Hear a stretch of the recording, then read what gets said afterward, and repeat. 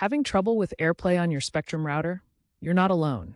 This issue often boils down to how Spectrum routers handle Apple's Bonjour protocol, mDNS, access point, AP isolation, and network address translation, NAT. AirPlay relies on these network elements to discover and connect devices like your iPhone to your Apple TV. Spectrum routers can block or throttle mDNS packets if multicast is disabled, preventing devices from seeing each other.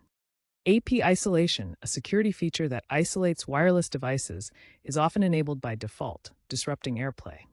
Finally, strict NAT settings can interfere with multicast traffic. We'll break down each of these issues so you can pinpoint the problem. First, access your Spectrum router's admin panel.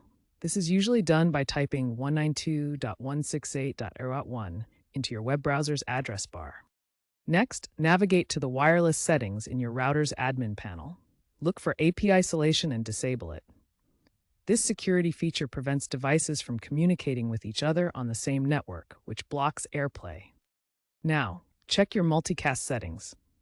Enable multicast forwarding or IGMP snooping. These allow mDNS packets used by Bonjour to travel across your network, essential for AirPlay device discovery. Finally, review your NAT settings. If they're too strict, enable NAT loopback to allow internal network communication.